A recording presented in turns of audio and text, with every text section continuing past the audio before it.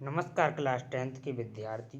नमस्कार प्रिय मित्रों, कक्षा 10 के। आज हम जो आपकी कृतिका भाग 2 है, आपकी हिंदी की पुस्तक कृतिका भाग 2 है, उसका जो चैप्टर नंबर यानी अध्याय 5 है, जिसका नाम है मैं क्यों लिखता हूँ, जिसके लेखक हैं अज्ञे जी। अध्याय 5 जो कि आखिरी है आपका कृतिका भाग 2 का, हिंदी का, कक्षा 10 का।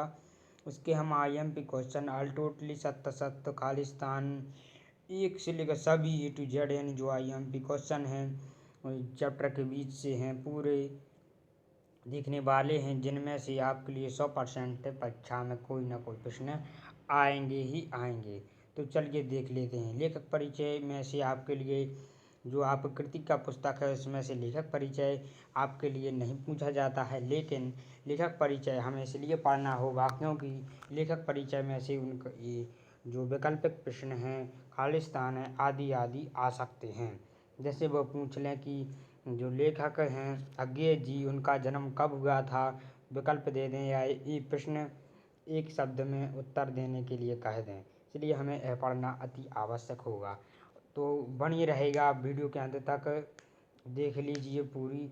और जो IMP क्वेश्चंस हैं, फिल इन द ब्लैंक्स, ये तो ज़रूर देख लीजिए, fill in the blank, true false. तो चलिए स्टार्ट करते हैं, समय ख़राब ना करते हुए। आप लोगों को तो मालूम ही, इस पे इम्पोर्टेंट क्वेश्चन बता रहा हूँ मैं बताता हूँ जो पेपर में आते ही हैं। चलिए देखते हैं जल्दी से जल्दी। लेखक परिचय। लेखक क्या हैं? अज्ञे जी हैं। जन्म 7 मार्च 1911 को कहा हुआ, कसिया में, कुशीनगर, देवरिया, उत्तर प्रदेश में। मृत्यु कब हुई? 4 अप्रैल 1987 में हुई।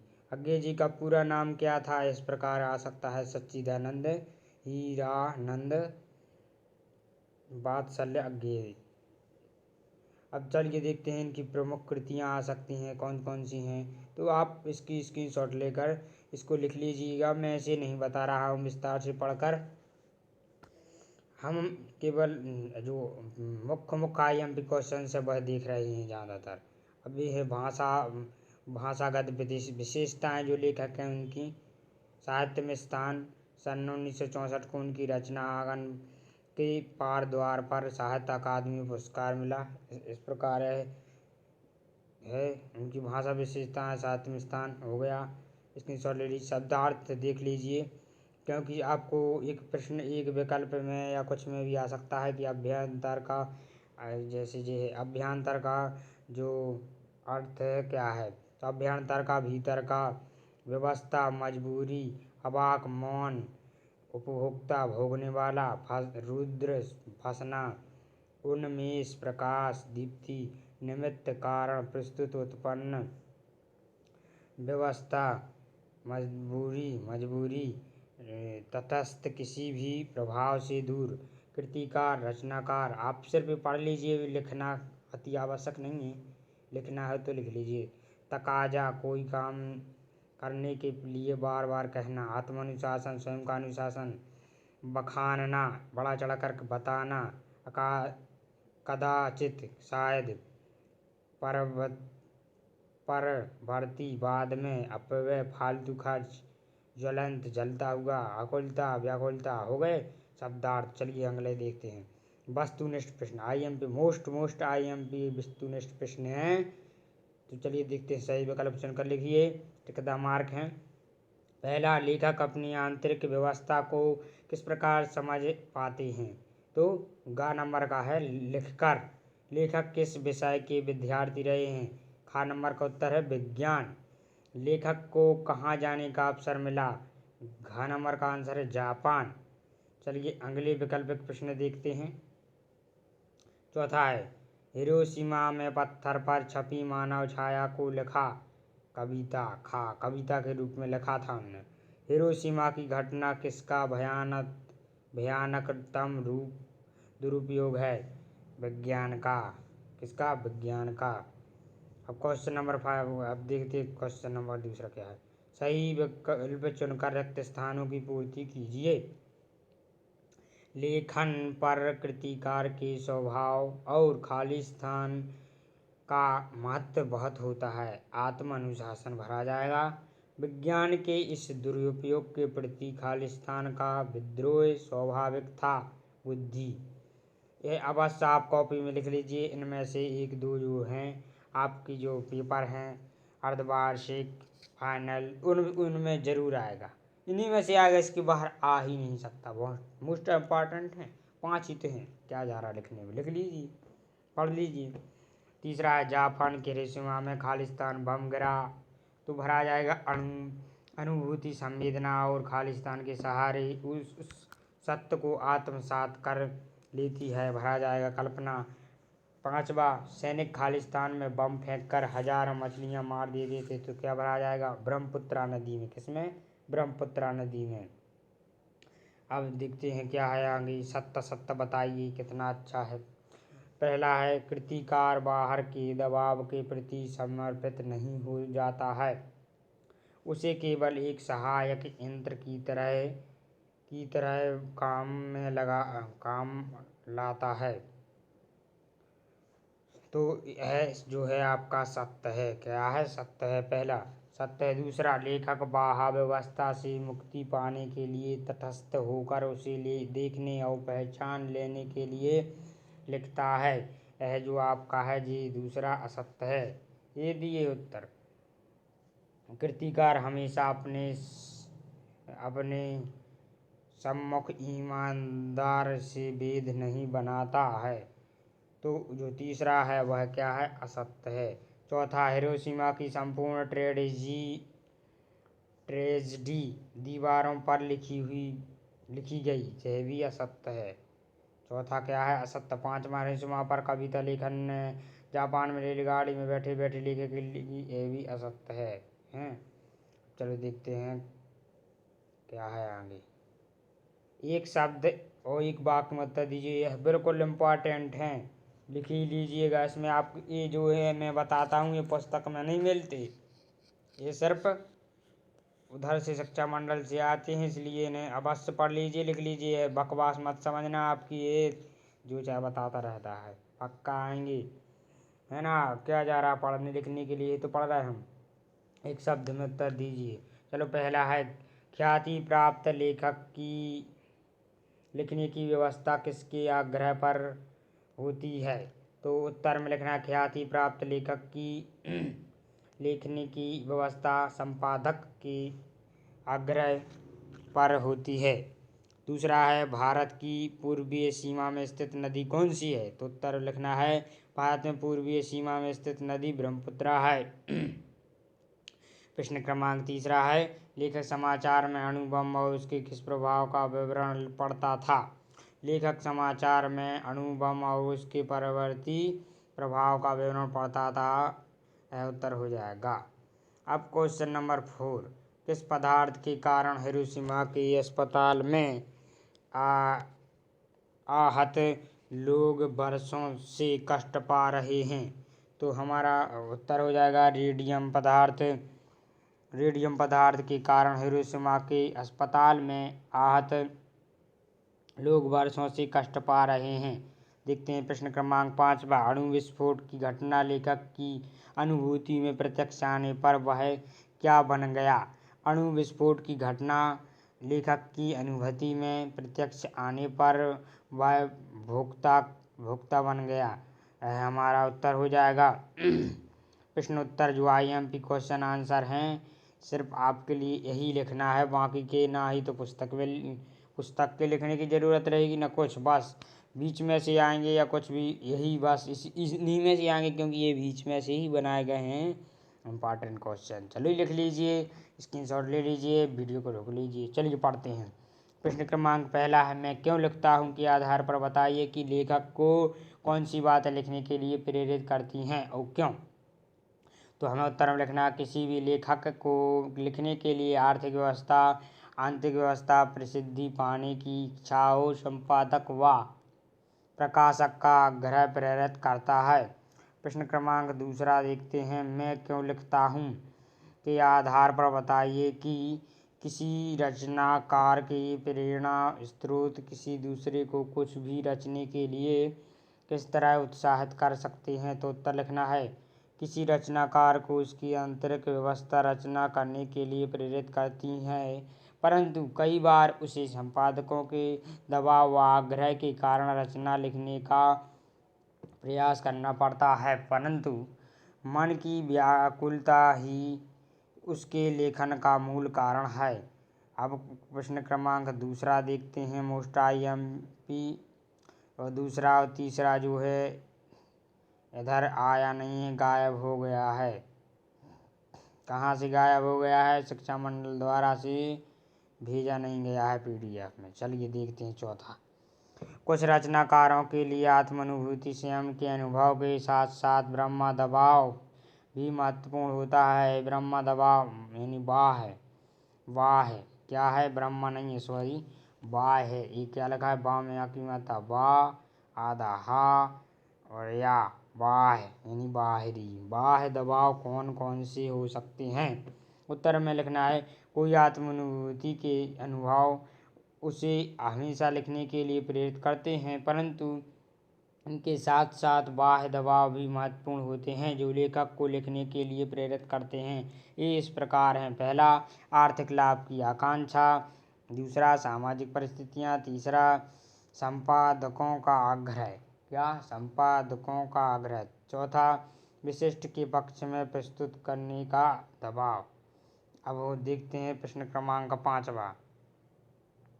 क्या है?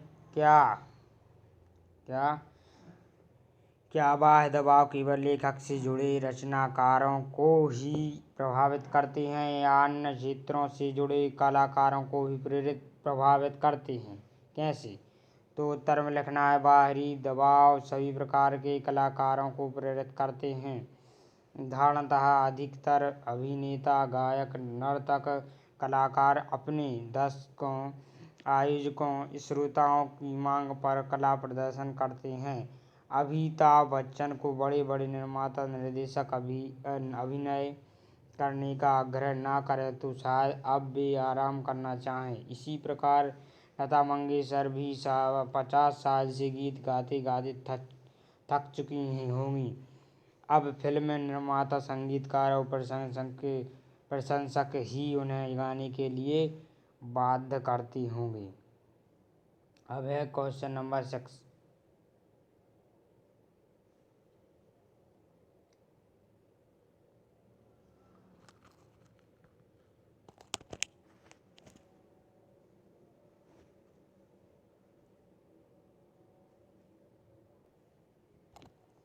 क्वेश्चन नंबर 6 है, हिरोशिमा पर लिखी कविता लेखक के अंतः व वाह दोनों दबाव का परिणाम है, यह आप कैसे कह सकते हैं?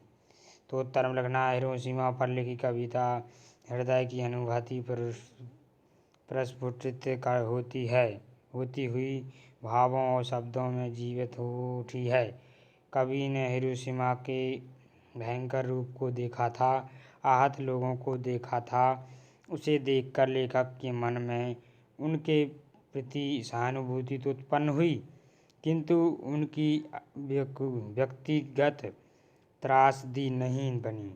जब पत्थर पर मनुष्य की काली छाया को देखा तो उन्हें अपने हृदय से अणुबम के विस्फोट का प्रतिरूप त्रासदी बनकर मन में सामने लगा। वही त्रासदी जीवंत होकर कविता में परिवर्तित हो गई। इस तरह हिरोशिमा पर लिखी कविता अंतः दबाव का परिणाम थी।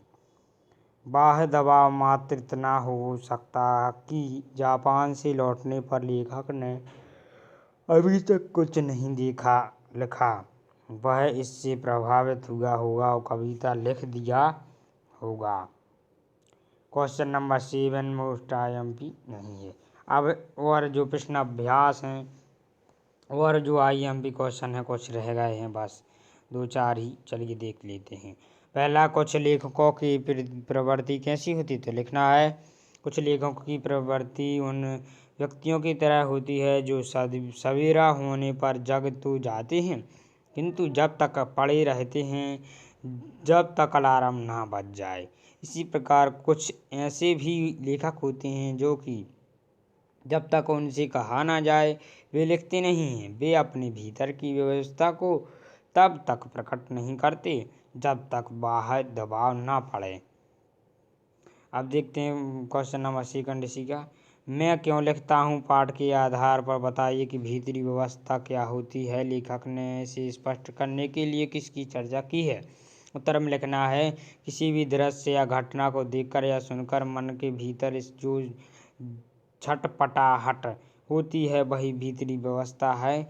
जब तक कवि या लेखक के उसे शब्दों के माध्यम से अभिव्यक्त नहीं करता तब तक उसे शांति नहीं मिलती। लेखक ने इसे स्पष्ट करने के लिए हिरोशिमा पर लिखी कविता की चर्चा की है। तीसरा, अणु के विस्फोट के प्रभाव से को देखकर भी लेखक ने तत्काल कुछ नहीं कहा, कि कुछ नहीं लिखा। क्यों? तो लिखना है, लेखक ने हिरोशिमा में हुए अणु बम के विस्फोट के प्रभाव को प्रत्यक्ष देखा फिर भी कुछ नहीं लिखा। इसका कारण यह था कि लेखक की अनुभूति के कसर में कसर थी। क्या थी? कसर थी। अनुभूति में कसर थी। अनुभूति पक्ष के अभाव में लिखने से उतनी सार्थकता नहीं होती जितनी अनुभूति के होने पर होती है। देखते हैं क्वेश्चन नंबर 4। हिरोशिमा जाने पर लेखक को क्या प्रत्यक्ष अनुभव हुआ। क्या प्रत्यक्ष अनुभव हुआ? तो उत्तर में लिखना है, लेखक अब तक तो पुस्तकीय ज्ञान के आधार पर हिरोशिमा में हुए अणु बम विस्फोट का अनुमान लगा रहा था। अखबारों में भी उसके प्रभाव को पढ़ रहा था, किंतु जब हिरोशिमा गया तब उसने विश्व युद्ध के समय अणु बम द्वारा मचाई गई तबाही का दृश्य देखा।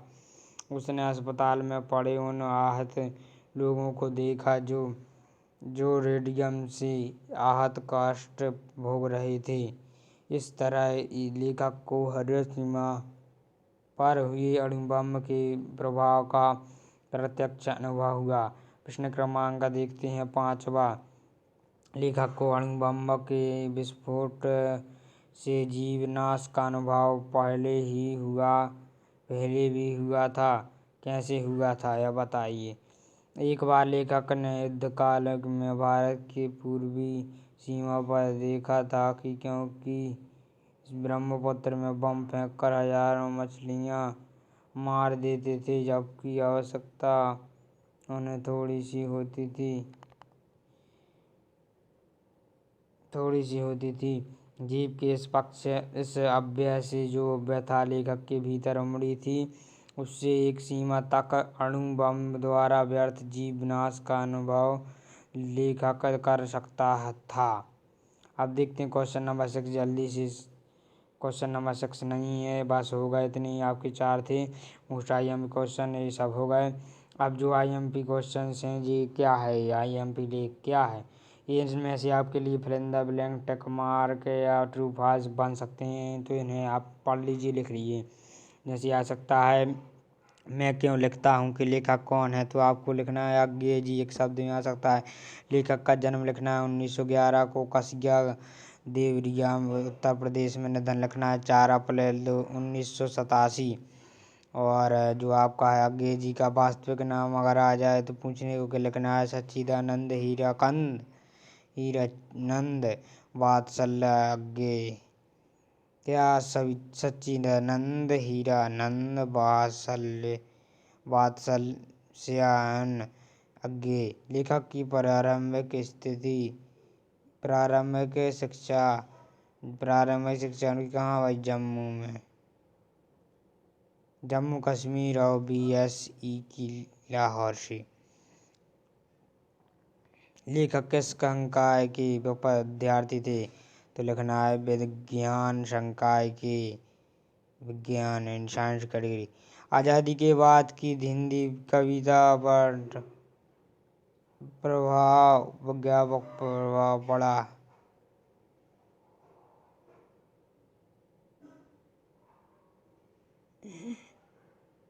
आपका जो व्यापक अनुभव पड़ा, क्रांतिकारी आंदोलन में भाग लेने के कारण जेल जाना पड़ा अज्ञेय को।